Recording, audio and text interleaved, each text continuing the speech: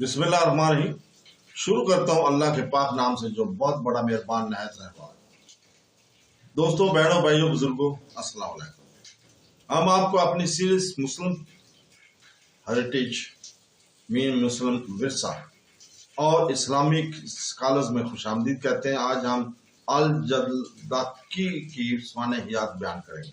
الجلدکی، جسے عزر الدین ایاد امور جلدکی کے نام سے بھی جانا جاتا ہے، قرون وسطی کے اسلامی دور میں کیمیا پر سب سے زیادہ مشہور مصنفین میں سے ایک تھے۔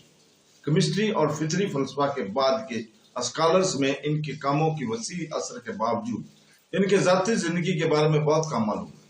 تاریخی ریکارڈ بتاتے ہیں کہ وہ 8ویں صدی ہجری کے دوران خاص طور پر قاہرہ اور دمشق کے شہروں پر پروان چڑھے، جو اسلامی دنیا میں فکروں اور سرگرمیوں کے متحرک مراکز تھے۔ ان دو ثقافتی مراکز میں ان کی موجودگی نے انہیں اپنے دور کے معروف اسکالرز، لائبریریوں اور طلباء سے جوڑ دیا۔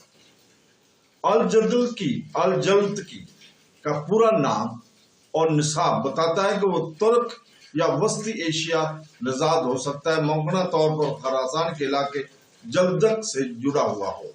حالانکہ مورخین اس کی صحیح جائے پیدائش کے بارے میں غیر یقینی ہیں۔ انہوں نے ممکنہ طور پر علم کے اصول میں وسیع پیمانے پر سفر کیا، جیسا کہ اس کے زمانے علماء میں عام تھا۔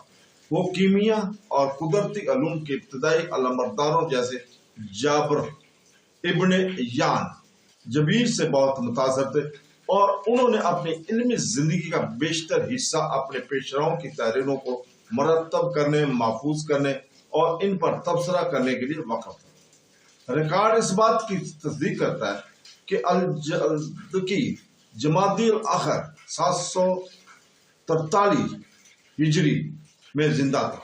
اس دور کی ان کی تحریریں کیمیا کے مطالعہ میں ان کی گہری شمولیت کو ظاہر کرتی ہیں، ایک ایسا شعبہ جس میں تجرباتی سائنس، فلسفیانہ تحقیقات اور صوفیانہ علامتیں شامل ہیں۔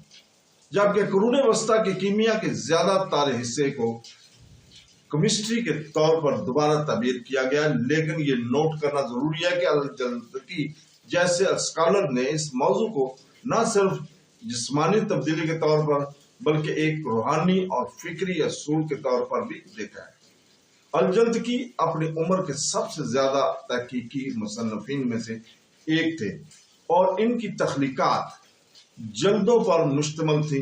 ان کی تحریریں اکثر انسائکلوپیڈیا ہوتی تھیں، جن کا مقصد کیمیا کے بکھرے ہوئے علم کو جمع کرنا، منظم کرنا اور سمجھانا تھا۔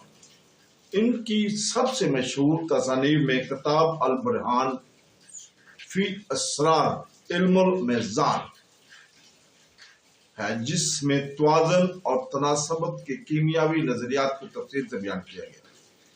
ایک اور اہم متن کتاب النقاہ آخرت کی کتاب ہے، جس نے کیمیا پر پہلے کی تحریروں کی ترکیب کی اور اس کے انسائکلوپیڈیا نقطہ نظر کی عکاسی کی۔ ان کے مکالموں میں نہ صرف سابقہ روایت کو محفوظ کیا بلکہ کیمیا کی علامتی زبان، دھاتوں کی نوعیت اور مادے کی تبدیلیوں کے بارے میں بھی اصل بصیرت فراہم کرتی ہے۔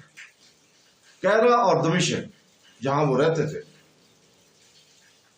اور لکھتے تھے، مملوک سلطنت کے تحت فکری مراکز پروان چڑھ رہے تھے۔ الجلدکی کے کام ان شہروں کے علمی ماحول کی عکاسی کرتے ہیں جو قدیم تہذیبوں سے علم کے تحفظ کو اہمیت دیتے ہیں۔ وہ اکثر یونانی فلسفیوں، اسلامی کیمیا دانوں اور صوفیہ کرام کی تحریروں کا حوالہ دیتے ہیں اور انہیں ایک منفرد عالمی مناظر میں ملا دیتے ہیں۔ ان کے کام پوری اسلامی دنیا میں بڑے پیمانے پر پھیلے ہوئے ہیں اور بعد میں لاطینی زبان میں ترجمہ کیا گیا، جس نے قرون وسطیٰ اور نشاط ثانیہ کے آخر میں یورپی کیمیاوی روایت کو متاثر کیا۔ ان کی موت کی تفصیلات غیر یقینی ہیں۔ مورخین نے موت کی صحیح تاریخ درج نہیں کیا، لیکن یہ خیال کیا جاتا ہے کہ ان کا انتقال 1342 عیسوی کے بعد ہوا، غالباً قاہرہ یا دمشق میں، جہاں انہوں نے اپنی علمی زندگی کا بڑا حصہ گزارا تھا۔ جہاں تک ان کے مزار یا تدفین کی تاریخ کا تو الگ ہے۔ बदकिस्मती से कोई वाज़ा रिकॉर्ड मौजूद नहीं है। बहुत से सूफी बुजुर्गों और फुका के बरक्स इनकी कब्रें जियारत गाहें बन गई।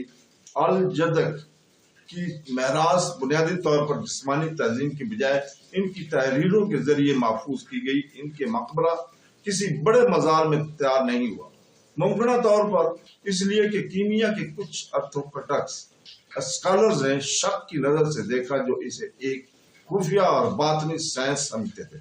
बहरहाल कैरा और दमिश्क में इनका नाम इल्मी हल्कों में बरकरार है और इनकी तख्लीकात कीमिया और फितरी फलसफा पर मुस्तनद तहरीरों के तौर पर कीमती थी।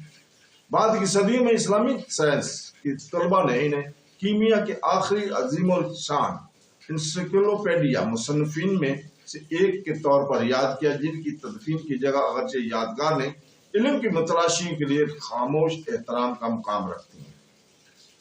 अल जदक की विरासत किसी मजार में नहीं बल्कि फिक्री विरसे में है जो इन्होंने छोड़ा। इनकी वसी कामों ने सदियों की कीमियावी फिक्र को महफूज रखा और इस्लामी साइंसी रवायत और बाद में केमिस्ट्री में यूरोपीय तरक्की के दरमियान एक पुल का काम किया। अपनी तहरीरों के जरिए उन्होंने इस बात को यकीनी बनाया कि कीमिया के इलामती, फलसफियाना और तजर्बाती पहलू जिंदा रहे। स्कॉलर्स की नस्लों को मुतासर करती है जो मादी इल्म और रूहानी हिकमत दोनों की तलाश में थे।